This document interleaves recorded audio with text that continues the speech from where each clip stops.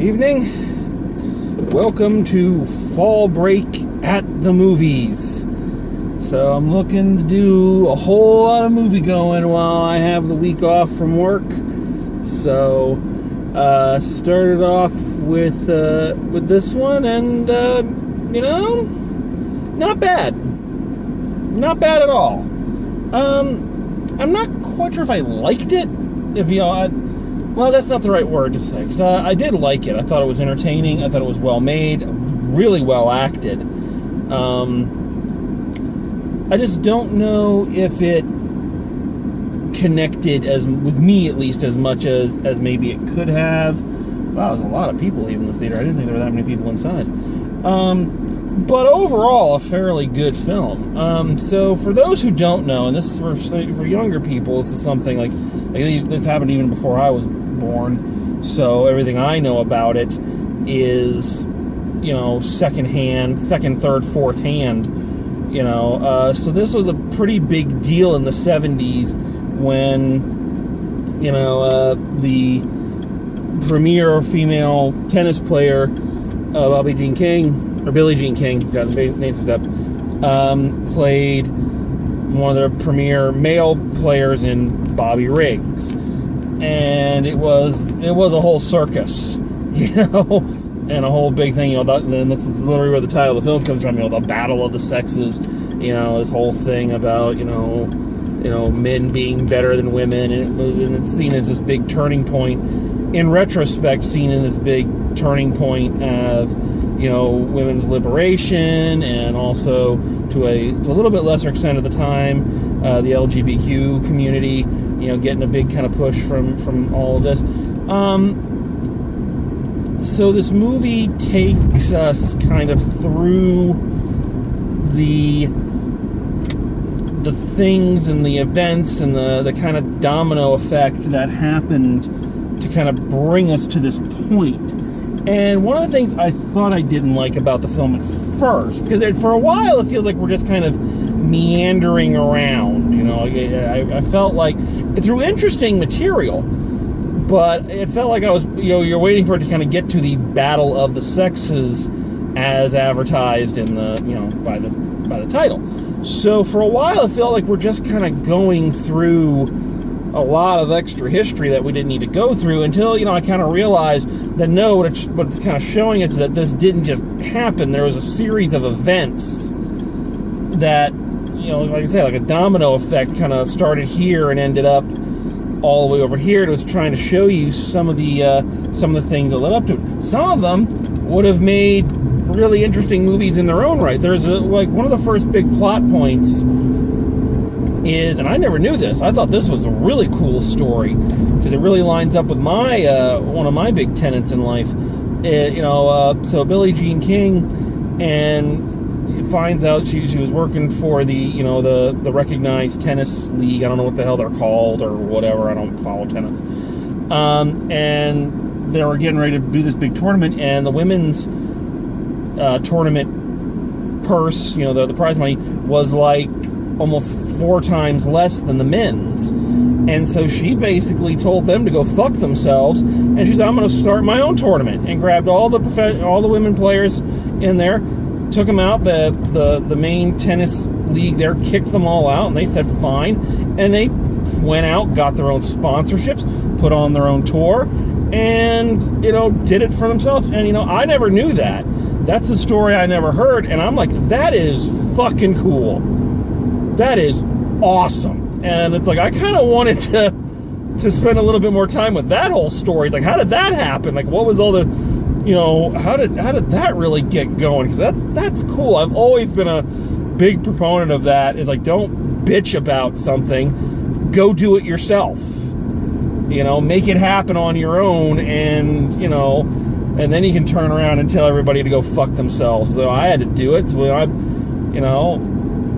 I'm not comparing what things I did in my piddly little life to obviously what they went through. They were facing way bigger challenges. But I remember before I left for grad school, nobody in Alaska would give me directing jobs. I had an honors degree with an emphasis on directing, and nobody would let me direct anywhere. They let people who never directed do stuff. Never let me. So my buddies and I got together and said, collectively, fuck you, we'll do it ourselves. And we did. And yeah, wasn't big, wasn't huge. We put on shows in the basement of a VFW, but,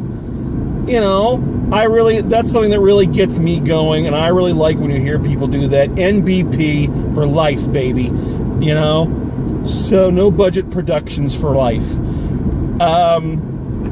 So anyway, I really liked that aspect of the story. That was really cool.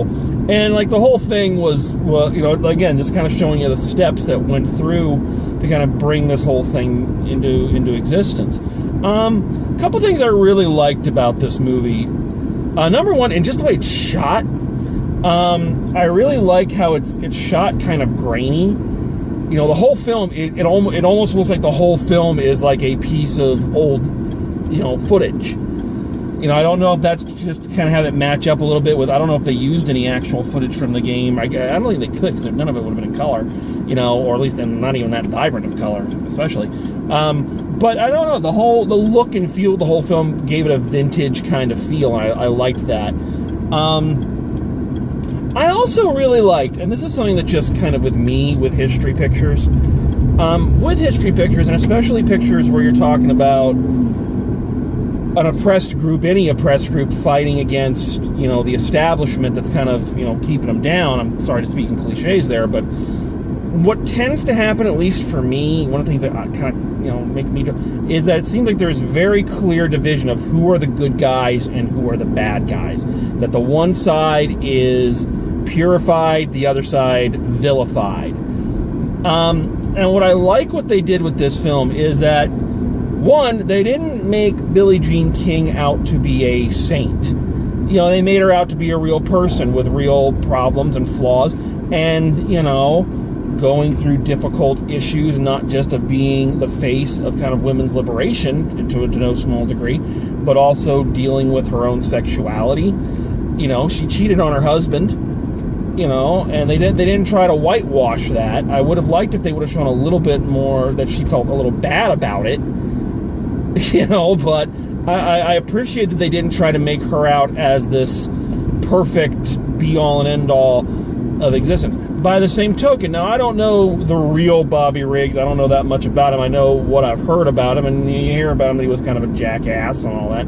But I liked what they did with this film is they didn't make him out to be the villain. You saw, and I don't know if this is true to life or not, so I want to stress that. So if I'm saying something that's not true to what really happened, I'm judging this just on strictly from a movie standpoint. And from a movie standpoint, I liked that his chauvinism and this big, jackass that he was in a lot of ways, an act.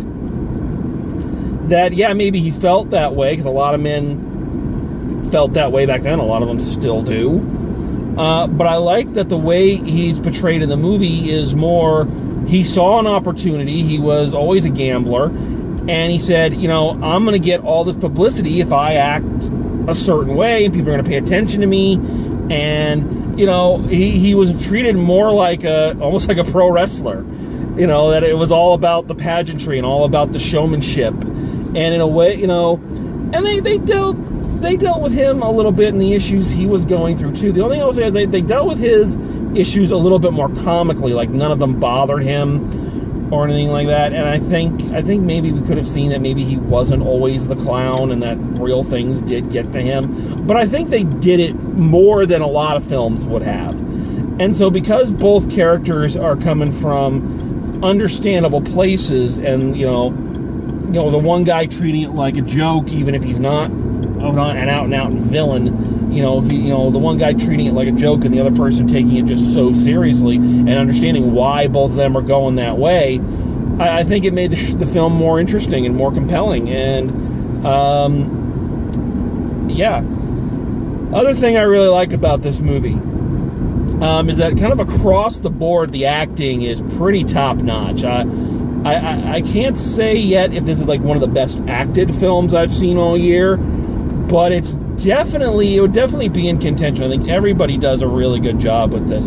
Emma Stone, phenomenal in this. She, in my opinion, honestly, this is a film that she should be nominated for the Oscar for, not Blah Blah Land. You know, that overrated piece of crap. You know, I think she deserves it for this one, or at least a nomination. I think she did a really good job. And I really love Steve Carell. I've loved him since The Daily Show. I wasn't a huge Office fan, but what I like with him, and this is a rare gift, is he has a way of playing lovable scoundrels or lovable idiots. You know, people who, if anybody else acted that way, you'd hate them. But just he puts enough humanity and enough almost childlike innocence into what he does that you find it hard to. I remember he was in another movie a few years back. I think it's called The Way, Way Back, about some kid who like goes on a summer trip with his family and, you know, ends up working at a water park or some shit like that. It was boring as hell. But in that one, Steve Carell plays like the kid's like kind of emotionally abusive stepfather, like telling him that he's not that good and all that. And even in there, it's like the reason that performance didn't work is it's still Steve Carell, and it's still kind of hard to hate the guy, you know. So even though he's doing everything to be a dick, it's like well, but you're Steve Carell, man. You're still gotta, you know. So yeah, he does a great job. You know who I was really happy to see back in this movie? Bill Pullman. Bill Pullman plays like the only actual antagonist or villain in the piece. He plays the guy who was the head of the tennis commission there, who didn't want to give the ladies their an equal purse. He didn't want to, when he called the pre-match or the first match between Bobby Riggs and I forget what her name is now, the second ranked woman player in the world, and all that, and he's just being a jackass and all that. But I gotta say, he's playing the typical male chauvinist pig. Again, kind of showing the juxtaposition that, you've got Carell there, who's kind of pretending to be a male chauvinist pig, kind of the joking front of it, while you've got Bill Pullman, who's playing the actual male chauvinist pig, the one that actually is going to cause damage. So I thought it was a neat juxtaposition between them. And quite frankly, I just love Bill Pullman. I think Bill Pullman is one of the most underrated, underappreciated actors. He's a great character actor, which is a skill that is very underappreciated. And it was just great to see the guy on screen again. I can't remember the last movie I saw him in, and I can now. I mentioned Independence Day Resurgence, so there you go. It's good to actually see him back in a good movie. Let's say that. So it was, and even though he was playing that stereotypical, we're not gonna, I'm just gonna call you little lady and everything, that kind of condescending smirk. You know the stock character. It was still a good performance, and he did a great job. Sarah Silverman plays plays Billie Jean King's agent, and like kind of I call her their promoter. I'm sure there's a different term for it, but again, so much of this just, everyone always likes to talk about how fake wrestling is, how fake pro wrestling is, but really, when you see some of these movies and you see like the agents and the people in charge of them, it's all the same. It's like, the promotion and everything is real just as much. And she was kind of the promoter for the women's tournament, and she kind of represented all of them. And she was really funny. She was a little bit. This movie, a lot of the characters kind of walk the very thin line between a really good performance and sports movie caricature. Like there's a very, very thin line between playing, especially when you're playing a real person, because then you can always say, well, that's the way they were in real life. And she kind of walks that line. She's the promoter. She's the wisecracking, won't take shit from anybody and all of this, that, and the other thing. She always got that quick wit. She's always got that line ready. She's always, one of those characters that just seems a little too perfectly planned comically. Like nobody, with very few exceptions, nobody is like that sharp all the time without it being scripted. And she had it come off funny. I don't know if she had it come off natural, at least to me. And I'm not saying she was bad in the movie, far from it. She did a really good job. But it was one of those things where, again, and this is the danger not just with this movie, but any sports movie or any kind of musical biopic, I find, has the same kind of stock characters. And again, you can always say, well, that's, that really happened. But still, you always kind of know who these people are. Really, I gotta give it I think it's probably one of the best ensemble casts I've seen in a while. And a lot of the smaller characters played their part really well. If I had any gripes, aside from the fact that it seemed at certain points very unfocused and seemed like it was kind of going off in a lot of different directions, because again, there's so many aspects of this movie that would have made really good movies on their own. So I feel like they were trying to cram a lot in there, and so a lot of things never felt like they were completely as flushed out as they could have been, and whatnot. So that's kind of my one major problem is this feeling that everything is just slammed together.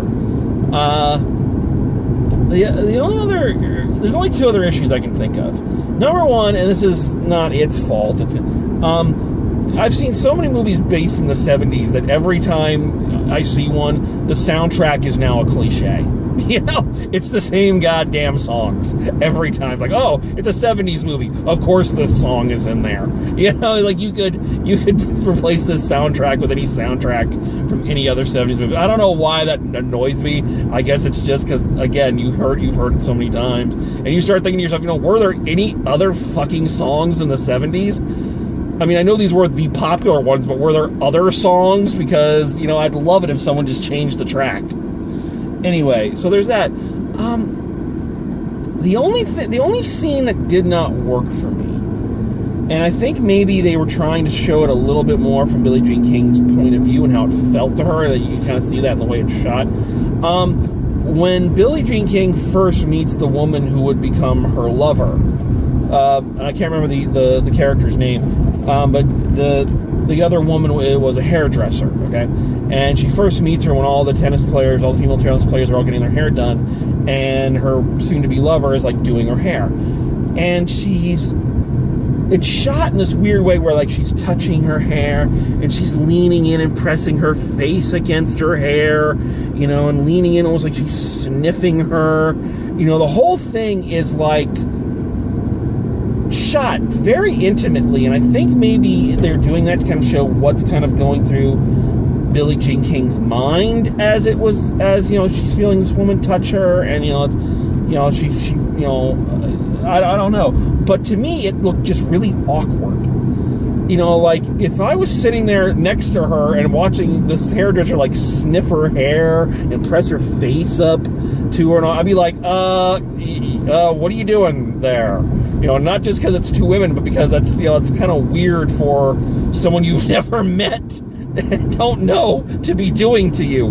So like I say, I think it's because they're trying to show that Billie Jean King had these feelings inside her, and that's kind of, I guess especially a hair, I can kind of relate to it minorly. I guess a haircut is kind of a thing where someone's hands are kind of on you. I used to like it. This is too much information, never mind. I was going to say, I used to like it when I used to go get my hair cut, and they used to give me the shampoo, and because my hair is so thick, so I always loved it when they would wash the hair, so I guess I can see, again, too much information. I don't know if that's really something I should have said. And now I've crossed the line into really creepy territory. Good, I knew I was going to get there eventually. But anyway, it's the one scene that just didn't feel like it was shot in a natural way, or, and again, maybe they're trying to come at it from her point of view, but it just looked weird, you know, not oh, look at the two women loving each other, ooh, I just hate that. It's not weird from that point of view. It's weird from it's just shot weird and it looks a little weird. I can't say if this film is going to enter my, you know, as we're getting now towards the end of the year, I'm starting to think more and more about my top lists for the year. You know, I'm starting to plan those out and trying to think, you know, what were, you know.